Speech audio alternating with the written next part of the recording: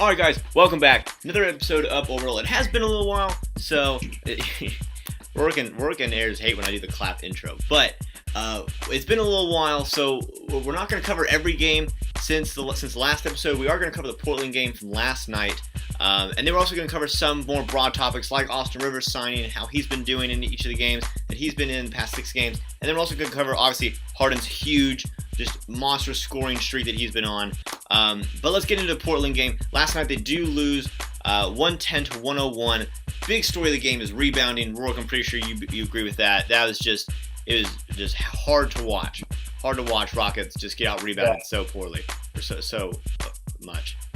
Yeah, especially on the offensive end, just giving up way too many second chance points. I think we gave up like 12 in the first half. And I know Bill Worrell said we were giving up like 9, like somewhere in the fourth quarter in the second half. But overall, that's over 20 points second chance. And these are all on these offensive boards, kickouts, or just putbacks from Nurkic. And it shows our rebounding. I mean, that's still something we got to work on. We've been talking about it all season. But you bring up how we lost Portland. And while we did lose, just wanted to point out the Rockets have still been playing really well on a tear, winning like 6 straight. We had 11 of our last 12 coming in. We still played all right. It just seemed like everyone was a little gassed from that crazy Golden State game where obviously Harden showed out and hit some really clutch shots at the end of the game and in overtime to help us beat the Warriors. So the Rockets have been playing really well. Like you said, we did fall a little bit, offensive rebounding. I think that was the main key difference. Harden obviously didn't shoot the ball too well, but still had 38 points. Hasn't been getting the free throw line much in the last couple games, but still really effective with the ball. And as we've seen, having this crazy MVP historic run right now. What do you say before we dive into that? Yeah, I mean, you and I kind of talked about it a little bit before we started recording, but just how much attention Harden's been getting because of how much he's scoring. I really feel like that's going to affect how much he's going to get to the foul line the next couple of games, or until he starts dying down. It's almost like the better he does, the more attention people are just going to say, oh, he just gets calls, which he does. I mean, he does get a lot of foul calls. He does go to the line more than anyone else in the league every game, but I don't think that takes away from the way that he dominates the game. Right, I brought it up a little bit when we talked about is Harden one of the best players of all time a couple episodes ago, but like no one penalized Shaq for being able to just be like body guys and dunk on them. No one was like, he's not a good player because all he does is this. It's kind of like the same thing with Harden. Like he's taking advantage of the rules just like every other player in NBA history has. So I don't think that takes away from his greatness as a basketball player. Here's the difference though. While I agree with you, the narrative and what people say is that and it is honest too, actually, is that it's just not fun to watch. You know, the way he's gaming the system, bodying guys, getting poster and ones if you're Shaq is cool if you're watching that. But, to see Harden move up his arm or get caught on his, feet when he does a step back 3 and then shoot 3 free throws, slows the whole game down. If you're not a Rockets fan, I mean, it kind of starts to get a little boring. It starts to get like, all right, here we go again, whatever. And while there's still points and they still do count, and he's putting up these great numbers and really controlling the game this way, and I think that he's doing the right thing and he should be exploiting that, receiving criticism for it. And honestly, it could come back to hurt Harden, like you're saying, with refs starting to look for these kind of calls and not give him these calls. And we see this happen towards the playoffs, Harden not to get these kind of calls that he's been forcing throughout his whole career. And we'll see how it plays out. It's really apparent last night in Portland's game where actually the refs didn't really call fouls either way, right? It's a pretty low free throw game last night. But I mean, I just feel like it's going to affect him. The better he does, the more attention just that part of his game's going to get. Yeah. Like you said, he has kind of had a dip in these free throws recently. If you look at these 2 games in January, he's only averaging 8 free throws a game compared to, I think, on the season he's averaging close to 12 or something. So they're not really giving him these calls. I've seen it, like we were watching the game last night, and we saw like Harden not getting some of the calls he wanted, especially on some threes against Golden State too. He'd be looking for calls and then give a bucket on the other end, whatever. Yeah. it's gonna be harder going forward, I think, with people criticizing, bringing up, especially in the media. But a foul's a foul. He's really good at creating that contact, and if a ref sees contact or sees something that's against rules, they're obviously going to call it still. So I don't think he's going to be on the downhill or decline anymore. Everyone says his run right now is a little unsustainable, and then let's talk about that Harden run a little bit. Especially if you look at like the last 12 games, where everyone's saying this 10-game span before last night's game, Harden's been averaging over 40 a game, scoring over 400 points in a 10-game span during December. So 400 points, 10-game span. They want people to ever do that. John, who are they? Michael Jordan, Kobe Bryant. Exactly. So we're talking about the type of field James Harden is playing in, something never seen before on a sustainable kind of end. And I actually think Harden can continue this throughout January. His usage is through the roof, and a lot of people in the media are criticizing for this and holding it against him for having the ball so much in his hands. That's kind of why his numbers have always been inflated in a Mike D'Antoni system. So for James Harden to be able to use his high usage rate, and we see how efficient he is with the ball. If he's not making a play, he's creating some sort of shot for him. Well, might have some off nights. A lot of times he's really hitting these really hard shots, and so Harden, averaging in December, he averaged 30. He averaged 30, almost 37 a game, 36 points, something whatever. And now in January, these first two games, he's averaging 41 over 40 a game. And so we'll see how it plays out in January. I think he's gonna be taking the shots to be averaging 40 this month. And like even though so last night scores 38, ends the consecutive 40-point games, he's still only 2 points off. And in a game that had a lot of questionable missed calls, like you had Evan Turner at the end of the half, probably should have been a foul. Even if it is James Harden, probably should have been a foul on 3 there.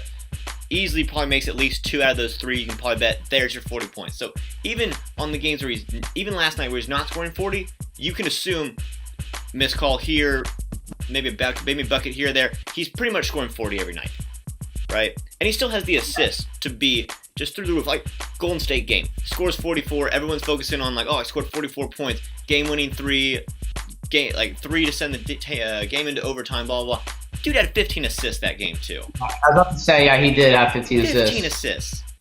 And the game before that, he put up 43, triple-double against Memphis, 13 assists too. So I agree with you. He's pushing, he's moving the ball. Like I said, he's the one creating all the plays here. And other than Harden, players that are really impacting and help making plays for Harden, especially with Chris Paul out right now, I'm going to let you take the lead on Austin Rivers. But yeah, Austin Rivers. Dude, Austin Rivers is a heaven-sent present to the Rockets.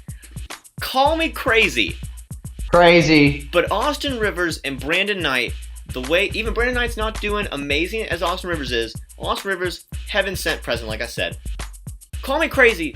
Eric Gordon should be traded, and Austin Rivers should take over his role as 6th man for the Rockets when Chris Paul comes back.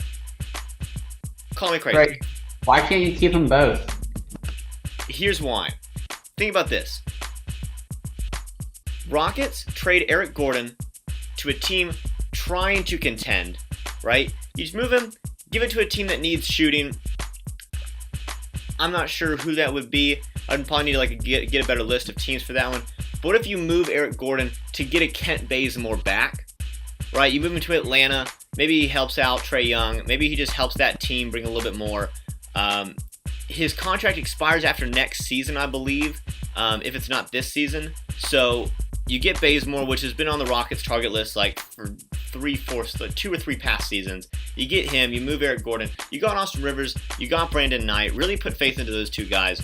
Honestly, you get younger. That's my biggest thing. I feel like Eric Gordon getting really old now, or at least just showing it. Right, last season he was so athletic, especially at the beginning of the season.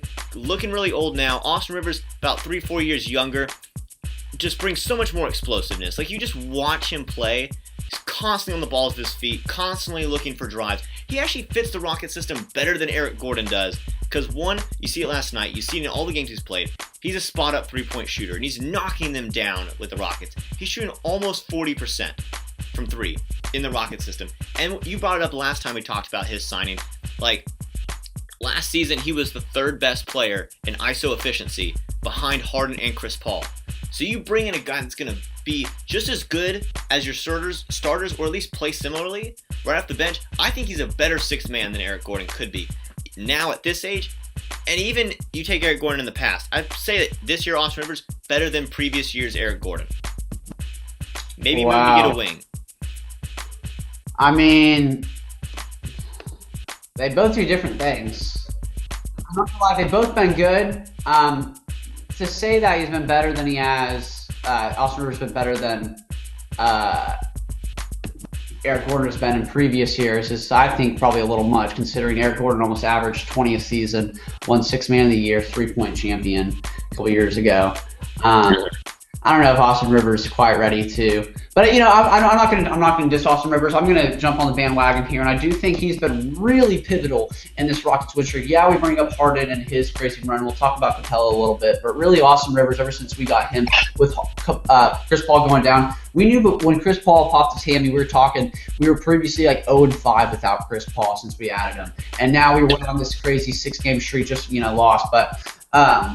That's really can be attributed to this adding of Austin Rivers coming in. We've pretty already inserted him in the starting lineup after a game or 2 games. And you're right, he is right now shooting the ball a lot better than Eric Gordon. We've talked about Eric Gordon and his struggles. Eric Gordon's still in the season shooting 38%. Austin Rivers in his time here, he's shooting 44%.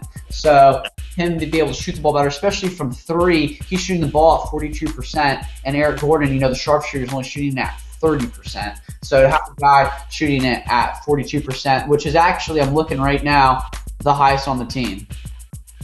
So he right now is our best 3-point shooter. Yeah, PJ Tucker's dipped to 39, and it's been rough for the Rockets 3-point shooting still this season. A lot of people, still trying to find their stroke. Good thing it's early in the season, so I do think we'll be able to get there. But Rivers been really, really big for us, playing some big minutes. He's also been averaging a crazy amount of minutes. He's averaging 38 minutes with the Rockets. I mean, that's he's playing a lot.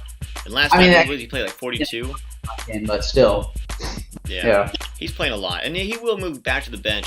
I just think that, if you look at Brandon Knight, I feel like a lot of this depends on Brandon Knight, right? Because for the years, the Rockets have needed more playmaking besides James Harden. That's why you get a guy in Chris Paul last season, helps out a huge bunch. But now you still need depth behind those 2 guys. And if Brandon Knight can keep on improving game after game, which he has, he's made a lot of improvements. He's starting to look more solid, more ready to play each game. You have him and Austin Rivers. Those 2 are interchangeable, right? You can put Brandon at the shooting guard, Austin runs point, or you can switch them up either way. Really, they're just both guards, right? And that's what Rockets need. They need guards. They don't need a point guard or shooting guard. They need guards, guys who can play both positions. And just kind of like how they play small forwards and power forwards. Like, you guys are just wings and forwards. All right, Tucker probably, I think he started his career playing small forward. Now plays power forward and center primarily, right? So Rockets play a lot of small ball, but I think Gordon, he's feeling like the third wheel right about now. And if you really want to make the most out of him, I think you trade him, try and get a wing back. But I do want to kind of switch arguments real quick and talk about what we talked about a couple weeks ago, where what do the Rockets need to add? And while I think it'd be good to get a wing piece in a Kent Bazemore or something, I think last night's game proves it pretty well. They need another big. They need someone who can tween between the 4 and the 5, but really a rebounder. They need more rebounding on that team. Yeah, you're right. I mean, I don't know what is Isaiah Hartenstein. He doesn't get any minutes. Marcus Chris, I guess they don't get any minutes. I mean, it's kind of hard to know really what's going on with those. I don't know why Hartenstein, he played so many minutes early on, can't do anything. You're right. Our rebounding is like garbage. I mean, you look at the rebounding in that last game. Capella had 21. He's on a 20 rebound tear right now. And but other than that, Harden was the highest with 5, and everyone else had lower than 5. So we're not getting any boards. You're right. And whenever we go up against big rebounders, especially a guy like Nurkic and athletic people, they're gonna get boards. They're gonna get second chance opportunities. So we need a guy like, I think Hartenstein. He was a good rebounder, especially on the offensive end. Come back in. I don't think trading away guard piece for better big is going to be the play. Especially with PJ Tucker going to be playing a lot of minutes at the 4. It's I don't really see it, but I do agree that it is a problem and something we need to address, because Capella can't do it all. I mean, Capella has been amazing, but yeah, I mean, Tucker's great. I love PJ Tucker, but when it comes to rebounding, he doesn't do it. And we brought it up in that Portland game. We see him in the corner. They swing to the opposite corner three. He's not crashing the boards at all on the offense when he could be. All right, I'll jump back in here about the rebounding. It is very, very crucial that we address some sort of rebounding issue. Something's got to be done. We either put in Hartenstein in the rotation, or I really don't know what's going on with Marcus Chris. But we need some help down there. But Capella, let's highlight Capella for a second. He has been absolutely phenomenal. Definitely put him in your MVP vote, shootout and MVP, All-Star vote, sorry, for him, because he is putting up some good All-Star numbers, really getting overlooked with Harden's spectacularness recently. But Capella averaging over 17 a game, 13 rebounds, I believe. Yeah, he's averaging 13 rebounds, and also his blocks are just under 2 blocks a game, one of the highest in the league. I mean, he's top 5 in a lot of these stats, and Capella really been putting work on the end. What do you think? I think, yeah, absolutely. I mean, he's had 3 of his 4 career 2020 games this season, which you look at and you're like, dang, that dude is really good. And then you look at it again, like, I think he had 2 in the last week. He's just getting way better. Yeah, he's constantly just. He's a beast on the boards, and I think he's showing that he deserves his contract. Really, at the end of the day, I think he's showing that he deserves it. Better, he's just better and better and better. And he's only what, 22? Yeah, 22. He's already having like 2020 games, like, and a lot of them, not just like 1 or 2, but a lot of 2020 games. So I think he's been amazing. He does not get enough credit, does not get enough All-Star votes for what he should. He's definitely getting my All-Star vote, obviously, but he's, from what he was, like a project player his first year, didn't play a lot, just kind of G League, played behind Dwight Howard back then. Like, from what he is now, he is amazing. He is absolutely just insane. Both. Yeah. And I don't think he gets enough credit for his ability to fill his role, right? Because I think it takes a lot from an ego standpoint to be like, this is what I'm going to do. Not try and do too much, not get absorbed in the contract you're getting, all of that. I think he does a great job of understanding, like, hey, I'm great at this, I'm going to do this, and this is what we're going to do to win. I just think he's a great player. Yeah, I could not agree more. It's crazy.